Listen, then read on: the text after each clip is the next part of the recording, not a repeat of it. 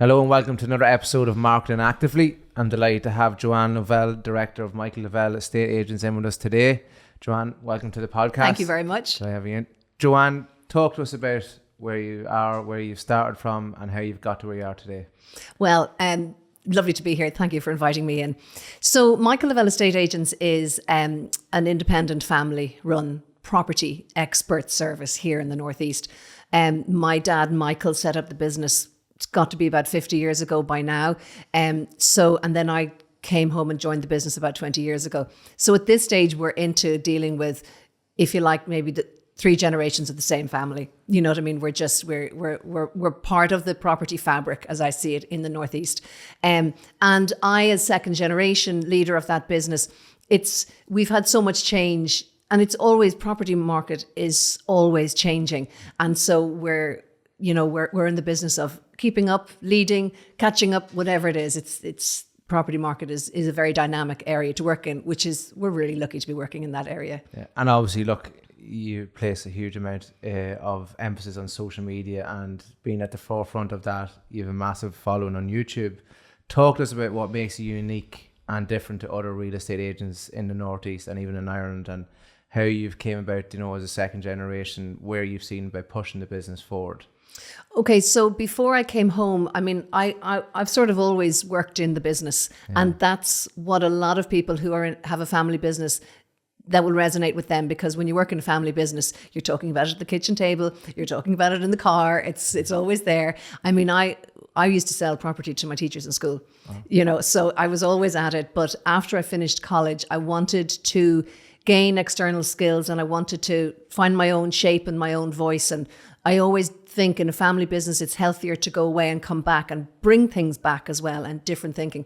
So I studied public relations and I practiced PR for 10 years between London and Dublin.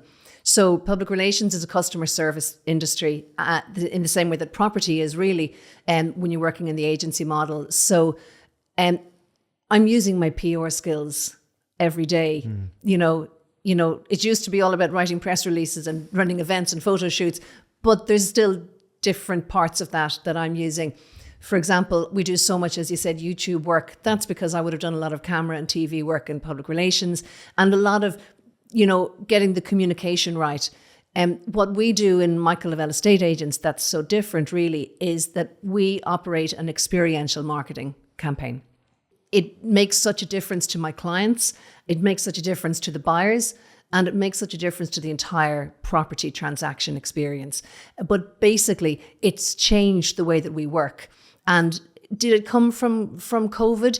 It certainly accelerated the full integration of it, COVID. And the need for digital. But let's face it, in our industry, digital is so important.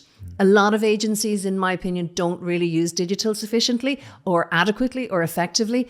I'm not saying that we do either, because we're still learning, and every day we tweak our work and we change things. Before I came here, we had our weekly social media meeting, and it was about, okay, what needs to change? What worked last week? How can we develop that and move on? So it's been so exciting since COVID and during COVID, coming out of it, because we needed to change so much. We, in particular, in property, needed to bring a built environment when you couldn't get into the built environment. And that was really a real metamorphosis for us. Yeah. And it's fascinating to hear you say that you had a weekly social media meeting, because there's so many businesses we work with and deal with wouldn't even think of putting something like that together. So to see that you're investing in it, but also tracking it, seeing how you can improve it. You're obviously looking at data reports, to see where you can improve, what impressions and that. Speak to me about what is involved in that meetings. Is it like looking at the data and how you can tweak it to hit a specific demographic, or what way would that be? The YouTube channel is a very good example of how we work. Yes, it accelerated as a result of COVID, because we needed to get content and we needed to get awareness on our clients' properties out to people when they couldn't leave their homes.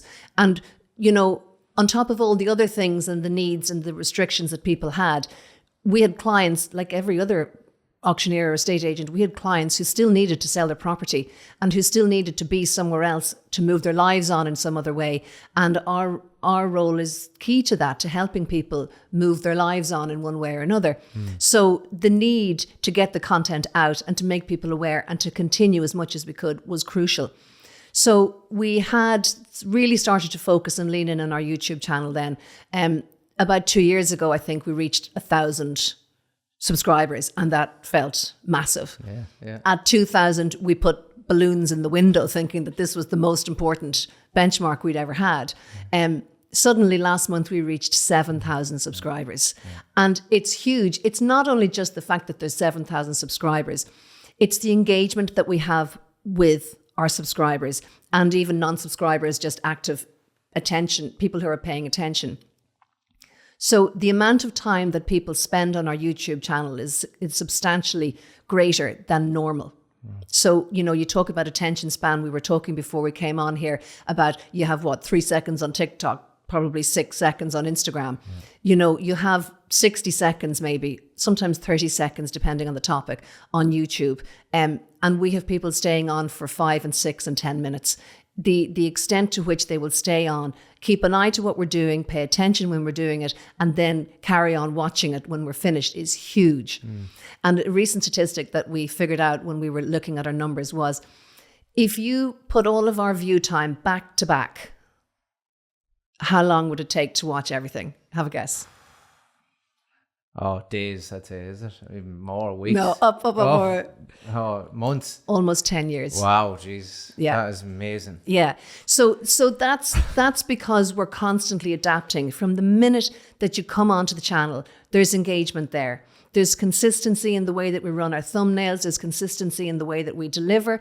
It's not high spec. It's not high tech.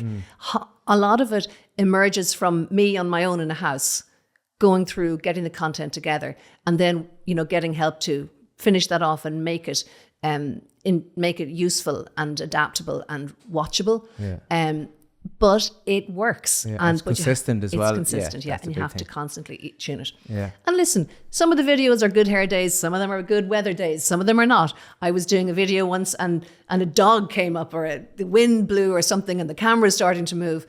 But you just take the rough with the smooth and you get on with it. It's like that BBC episode where your man is doing the interview over COVID and then the child comes in and the bouncer beside it. But sometimes that creates a viral content. There can be that. You never know what can come from type of content like that. You never know. I have videos that have almost 250,000 views. Okay, and that's all around the world. But it's also about boxing clever with your content. So, for example, we were very lucky to get the sale of a house beside Kilwera Cemetery, which some of you in the room will know that is where Joe Biden's ancestors are buried. And it was coming up to the time of Joe Biden's visit there in recent times. And so we mentioned this fact in our video, and suddenly we put it out there and we just watched this debate occurring between Republicans and Democrats from our subscribers in America, who were talking about, Joe Biden's good guy, Joe Biden's bad guy, whatever it is. It's the thing that lights people up, and it's finding that thing. And that's really great for the channel, because the more people that find us, it's a self-fulfilling prophecy. The further we will go and the more people will reach us. But we get fantastic engagement for example, from the States. And another really fantastic outcome for YouTube is we noticed that we were getting a little hotspot in Mexico. And we're like, that's interesting. We're getting big in Mexico now. What's that about? And it was because a Mexican woman was living in Dundalk, bought a property here, and she sent the link to her family in Mexico. So imagine how powerful that is, that even though she's literally so far away, her family are still able to be part of the process, and they're watching back on her video and they're seeing her home and part of her process of buying that home. That really made it just as powerful for me, Do you have a content strategy that you go about, or is it literally off the cuff? Like, what way do you work it? It's always very, very bespoke. Okay. So if I'm going in to meet a client and I'm meeting their property, I'm saying, okay, this is going to work really well for Instagram. This is going to be really important for YouTube. This is going to be important for LinkedIn. So I'm always creating the content according to the house, according to the property, because that's what's really important. The thing about property is you're engaging with a huge, wide spectrum of people. Okay. You're dealing with first-time buyers who are maybe in their 20s or in their 30s. They are change makers. Okay. They are straight for change all the time. Staying the same or in the same place is completely alien to that demographic. And then you go over to people in their 70s and 80s. You know, you've gone from the millennials to the baby boomers, and they are completely focused on stasis. They don't want change. They're change adverse. Okay. And so it's being able to get the communication right to meet everybody's needs in terms of what they might need. Some people might want to buy this bungalow because it's all in the flat. You don't have stairs. It's future-proofed. Some people will want to buy this property because of the location beside a school or beside getting the train to Dublin or the bus to Dublin, or really crucially these days, having a self-contained room for an office for work from home. Yeah. And like to hit all them demographics, you know, obviously the type of content you're developing, the strategy you have, you know, to make sure they're engaging with it. The young people of today, you know, are probably more aware of investing, you know, the whole crypto world and, you know, the way they're going to use their money. Do you see that as a property for them, as an opportunity to invest in, or what would your advice be for them in that area? Yeah, it's a really important question. And for every two people that would be afraid of getting their sleeves rolled up and getting stuck into a refurbishment, there's the one person who's, yeah, bring it on. I want to do this. I want to make it my own. The way that I see it happening for more so the younger investor is that they'll buy it, they'll move in, they'll make it their own taste, and some of the products coming out of it are fantastic. And those guys aren't afraid to create an Instagram page of their journey. And I love those pages because they're just so real, and it's interesting the lessons that they've learned along the way. Like you and I were talking about challenges that you encounter when you get into a property, and property will wreck your head. Yeah, I know. You know, next thing, something falls down that you weren't planning and you hadn't budgeted for and you didn't have time for, and you just got to keep going and deal with it. And so I see that a lot. I follow this guy called Gavin J. Gallagher. His podcast is called Beyond the Facade, and he deals specifically in having the right mindset for property investment, which is a really interesting dynamic because you do have to have a certain mindset. And always be open to getting advice from people. I would say to anybody, if they were thinking about getting into the sort of sleeves rolled up, what I call it, the full fat refurb work. Yeah. Be prepared to roll your sleeves up, but be prepared to take advice, you know, from wherever you get your advice, listen to it. Yeah. And talk to me about the property market at the minute. You know, it's fascinating the way it is at the minute. The whole, you know, housing crisis and all the houses that have been built and everything. Where do you see it going over the next couple of years? Building homes is not a thing that can happen quickly. It seems like, I feel in the next 12 months, the big obstacles, the obstructions to planning, for example, I feel that these will be dealt with through legislation, that it will be more difficult for people of vested negative interest to stop homes being built. Okay. For me, a healthy property market is not just about the likes of me as an auctioneer being able to sell property. It's also that the government is able to deliver homes that don't even come close to my market. It's also that there are enough homes for people to rent. And you know, tenants come in the form of everything from students up to, you know, elderly people. We don't always appreciate that the rental market is a whole population of its own. So for me, a properly functioning property market is all of those boxes ticked. And we've never achieved that. Will we ever achieve it? Well, fixing the planning issues, reversing some of the policies that turned landlords away from being landlords. That's another key thing.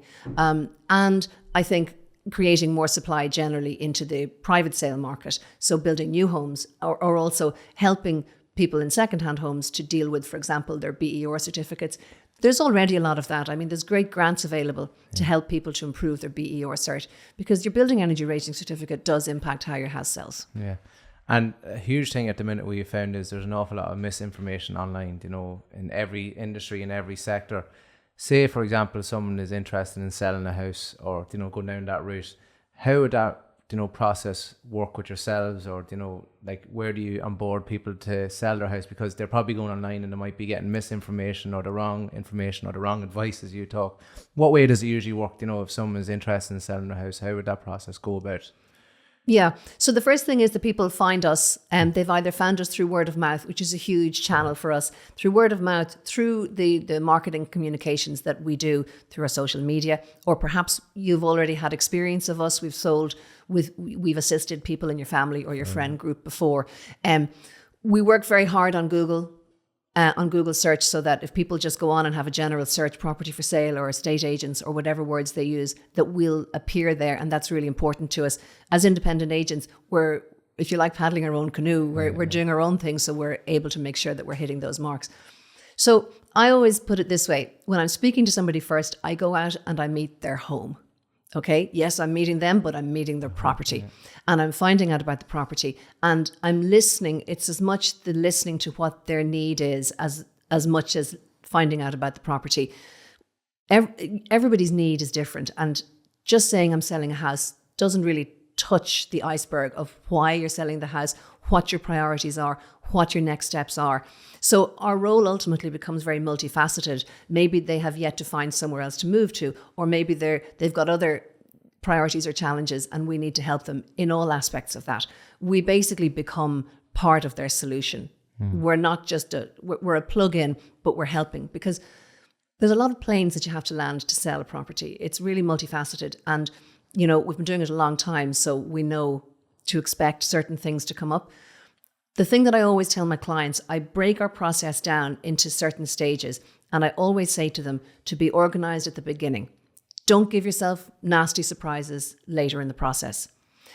Be organized at the start, be proactive in terms of the information that you have and the documents that you have, because too many people leave it until the end, and suddenly they might find they've got a planning problem. And that's actually the number one challenge that we have with property at the moment. We're now starting to sell those properties that were built in the early Celtic Tiger years. There was a lot less regulation and a lot less supervision then. So for example, somebody might have built a house in the year 2000, and the builder might have said, you've got a really big attic. Why don't we convert the attic? This is a great idea. And so then they come to me and say, I'm selling this dormer house. But it might not actually be a dormer house. It might actually be a bungalow with really great attic space upstairs. So we have to guide them with regard to how to deal with that. Do you go back into the planning process to normalize a dormer bungalow, or do you manage the communication so that everybody's clear about what we're selling? Because what it all boils down to, whatever the challenge is, the communication of that piece is crucial. We're communicators at the end of the day. And that's such good advice, to put people out there, because as you say, there's so many properties have been, done up and renovated and everything, to have that transparency and that trust in yourself. And that's obviously coming from your social media, your referral marketing strategy. It's something that we actively push ourselves. And ZOMA is all the business that we usually generate is nearly through referral marketing, because there's a trust element to it. And it's probably the best way of getting business and clients in your door. And you've probably had that experience as well. You're probably getting a far, better kind of client from referral marketing, Exactly. Well, it's because it's a two-way interest. Trust and authenticity are absolutely massive. Okay. I mentioned at the outset that we're an independent agent. That means that our name and only our name is above the door. So we want people to recognize that we value that and they value that. And we want them to go away. My objective, and I always say it on day one, I tell my clients, my ultimate objective is that when you close that front door for the last time, or drive out your gate for the last time, that you've got a smile on your face and you said, I've sold it and I've sold it well. That's the end. That's brilliant, And we're always there to help them again, but that they've closed the door behind them for the last time and they're happy. And remember, people sell for happy reasons and for sad reasons. And ultimately, it comes down to that huge body of work, selling a property, that everybody's happy. Building a brand. So we all know you have your branded Mini Cooper. You've had it a long, long time. It's famous around Dundalk at this stage. Talk to me about how you build that brand image, and how you go about it, and how Lavelle has become such a stronghold in the Northeast. How have you gone about building that brand up? Well, I have to completely credit my dad, Michael, for that, because it's his brand. And he invested a long time ago in brand art and in brand advice. And that's where the umbrella came from, because he talked about the shelter of the home. And that's where the umbrella came from. And, some bigger corporates, massive corporates, have used the umbrella, and I think to lesser effect than us. He is a very strong marketing person. it's not that he's got some marketing background. It's in him to always tell stories. And he always used to say, Joanne, always tell the story, articulate by explaining things in a way that's easy for people to understand. And storytelling is really important. It's a very Irish thing. Yeah, it is. Yeah. So the brand, the brand runs through everything that we do. And yeah, the Mini Cooper is part of it. We changed our signs a couple of years ago. Instead of the normal square or rectangular sign, we have oval signs that mirror our umbrella. So they're very brand responsive. People, oh, that's that brand. And, people will call us and say, I saw your sign. Yeah. Signs are so important. But it's the brand that constantly plays back. Yeah. And even that's like the signage is such a traditional element, and then it's feeding into this digital element online. You obviously, have a brand strategy online as well. Like you always are getting your logo and yourself and that into the content.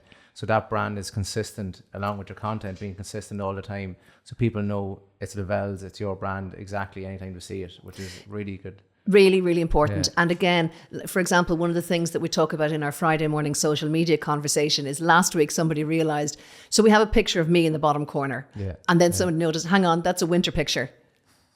You got to put in the summer picture now. Yeah. And just bringing up the season and changing things around a little bit, but in a subtle way, but always the brand is first. Yeah. And tweaks like that are secondary. And everything that we do, the brand is so important. Talk to me about your work-life balance. How you balance it all. You're obviously a mother, and how you balance the whole life around the property market and, selling properties, but also having a life on the side. What do you do in your spare time, or how do you create spare time for yourself? Well, you know what? I've gotten pretty good at it for sure. When, for example, during the recession, I think I probably had less of a work-life balance. And, during COVID, I had absolutely zero balance. I envied the people who had to shut down, and because we weren't able to we kept going, So these days I have made myself have a better balance, and I do have a good balance now because also my children are teenagers now. So it brings with it a different way of parenting, of course. But I do think that the work-life balance is absolutely important, especially when you're working we're sort of on the edge of creative work, and you have to have downtime and exercise time to keep your creative brain going. Yeah. So in terms of what I do in my private time is I play a good bit of tennis, I do a bit of running. Every Sunday morning, non-negotiable, hike into Ravensdale Forest with the dog and some good friends, and we've good chats. What else do I do? We have the dog, so there's a lot of walking out with the dog. We have one of those ice plunge pools, so most mornings it starts with that, and that, creates the creativity, the spark there. It just starts your day on a positive high, and sea swimming as well during the year. It's always a really good way to reboot yourself. Yeah, but it feeds into everything we do here at ZOMA. The physical activity gives you that creativity, and it's so important. You never know what you're doing. Like you could be going on a walk or a run or a swim, and a spark will come to you, and an idea will come to you. And it's amazing. We had another girl on here beforehand, and she was speaking that she's in the back of her car listening to a song, and all of a sudden something could come to her, and that's her space. Yeah. Or out on a walk with a dog. You just never know where a creative idea could come, and it could actually change your whole business. So it's so important to have them moments to get away from your business, to refocus, and then set yourself up, for some new creativity, new ideas. But can you imagine if you didn't give yourself the space to empty your mind? Then you would never find those things. It's like sliding doors. You would never have the opportunity to say, let's try this. Yeah. And I mean, we're constantly adjusting and changing, and some of it comes from just empty mind spaces. And I'm a big fan of an empty mind space, even if I love a train journey, because it's an empty mind space, and you'll look out the window and you'll get lost, and then your brain will find something else to think about, which I think is kind of fascinating. Yeah. We're also speaking, women in business has become massive recently, and Enterprise Ireland, I think, have the highest in Ireland. In Europe, Ireland has the highest amount of female entrepreneurs currently, nearly hitting 38%.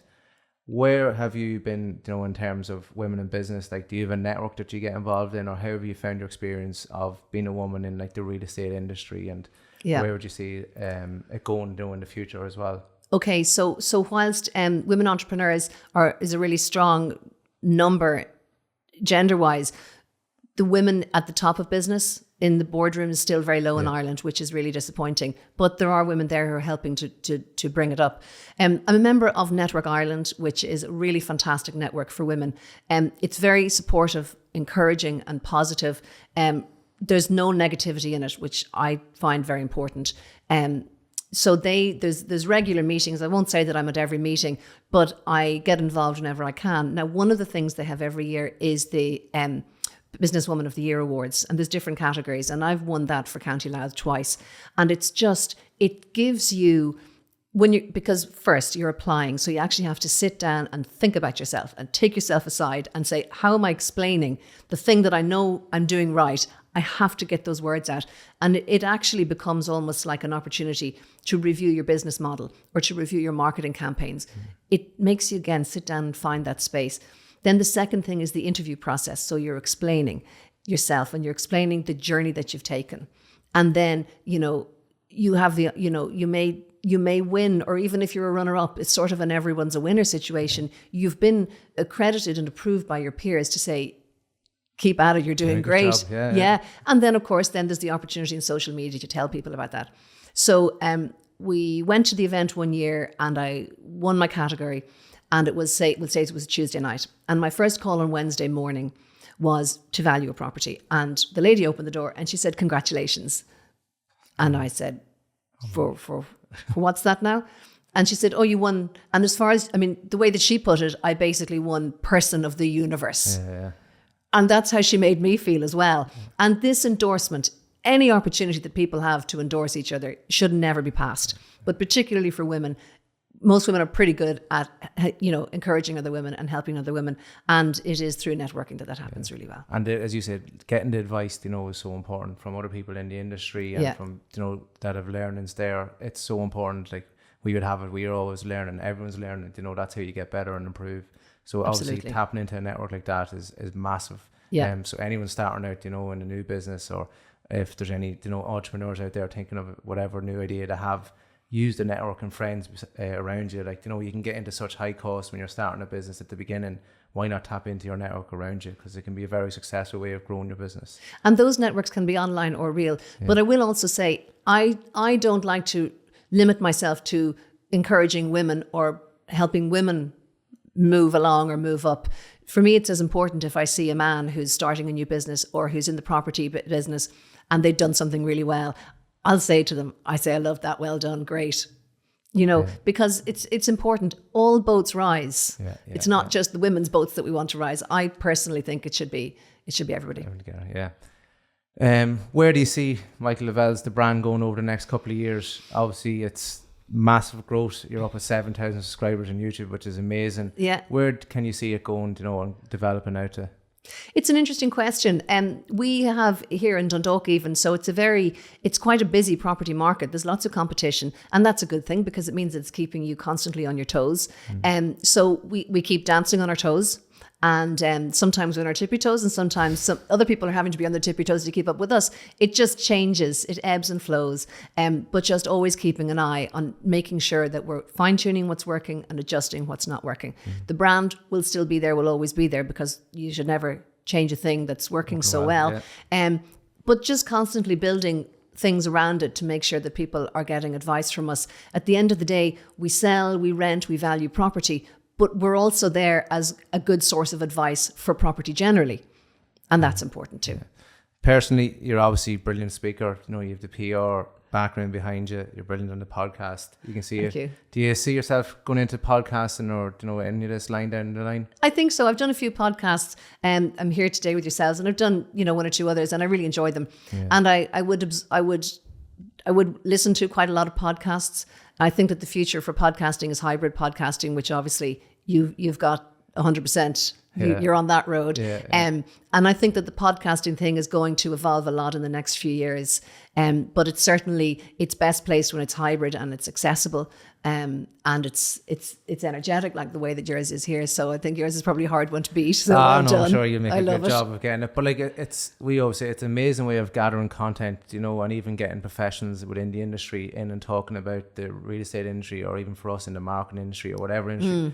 it's amazing what content you can get out of it. You know, it's a different type of content. You know, you can get short form content, you can get long form content. You know, you're getting testimonial style coverage. There's so much stuff you can get from it, and people don't realize what you can actually get. They're just thinking of the audio file that you listen to in the car when you're driving. It's not just that. There's so much more you can get out of it, and you probably see that firsthand, what you can get out of it. Oh, absolutely. I mean, really, for everything you do, it should have 10 legs. Yeah. Okay, and so long as you're constantly looking for the legs, then you're getting the most out of it. But you never know, if you run a 30-minute podcast, 10 or 100 different people will take 100 different things away from it. And that's what's fantastic. So long as they're getting something that's going to make them say, okay, I'm going to stay tuned for the next one, or I'm going to listen to the last one.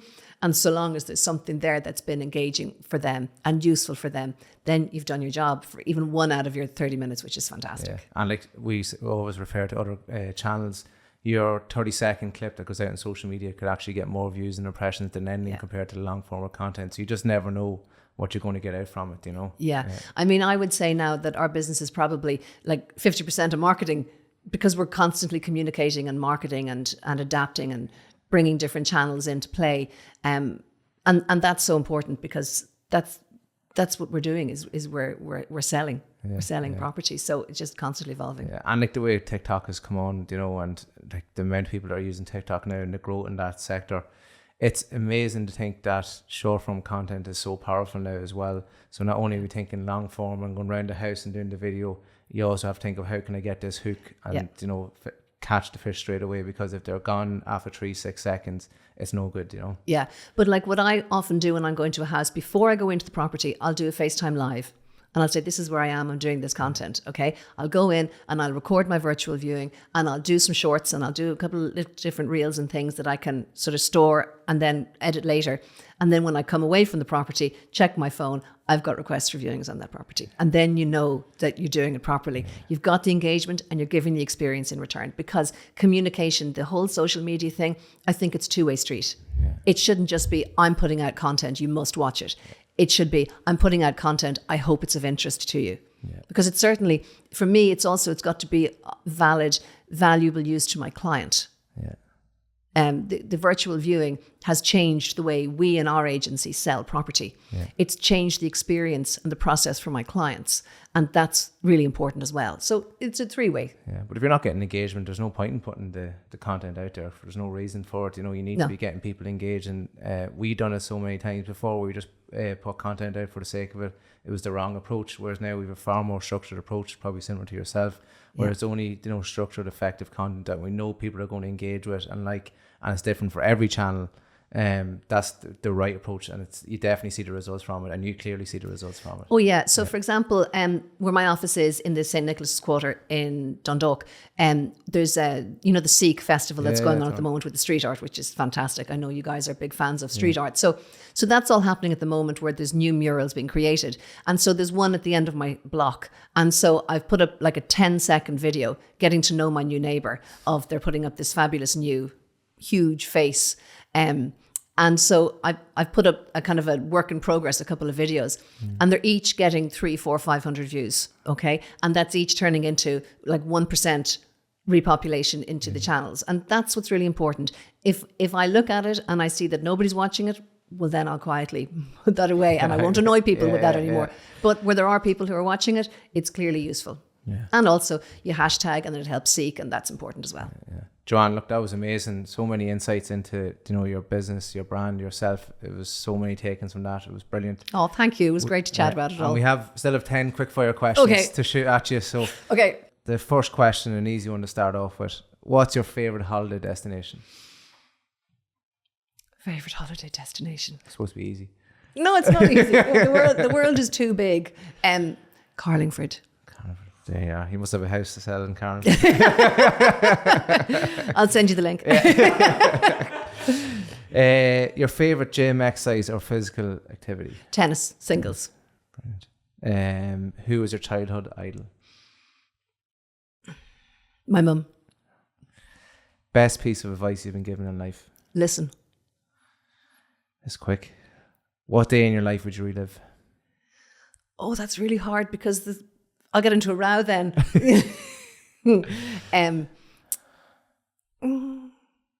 Well, I suppose I should say my wedding day. Yeah. Your favorite song to relax to, or musician to relax? Oh, that's hard. And I have this, my son Dylan, he's really good at finding songs. He's a really good a playlister, and he keeps coming up with new songs that I love. But I'm kind of a big fan of a lot of the Beatles mid-level stuff. And my mum was always blaring the Beatles. So, and I'd be partial to a bit of Dolly Parton. Oh. It's just the go girl. I love it. What do you hate most about being involved in your own business? That you have to be there for everything. Like the photocopier is broken and everybody's going to look at me. Now, it's not the way it used to be, but there is an element of that. And I'm not a big accounts person. But then I've learned over time that you just ask people for help. So the stage before you realize you need help, where you try to do everything. Yeah. Flip side of that, then, what do you love most about being involved in your own business? The people that are around me, my team, because we are all a team. So I love that. I love that I work in a family business. I love the work with my dad. That's really, really special because he's still working full time, and he's just a world of wisdom. And there's no wisdom that goes out of date. It's there, and if I'm stuck on something, and if I can't figure something out, we'll have a chat and we'll tease it out and we'll work it out. Brilliant. Last question: if you got 100,000 to invest in the business, what would be the first thing you do with it? If I got 100,000 to invest in the business, I'd take 10,000 and think about the other 90,000, and I'd invest in more tech and investing in more photography. Just more content. Yeah, develop the content market now. And I develop the content market more. area. I probably would. But just in engaging with sort of experts like yourselves and investing that way, I think that is a really important way, because you don't have to be the master and the expert in everything, and you don't have to be the know-all in everything. Okay, I'm happy to be the property know-all, but I don't expect that I'm going to be the YouTube know-all or the whatever else know-all. You have to be able to take advice, know where to look for it. I suppose that's the thing. Joanne, super. Thanks very much for coming in and sitting down with us, and really enjoyed it. It was brilliant. Thank you very much.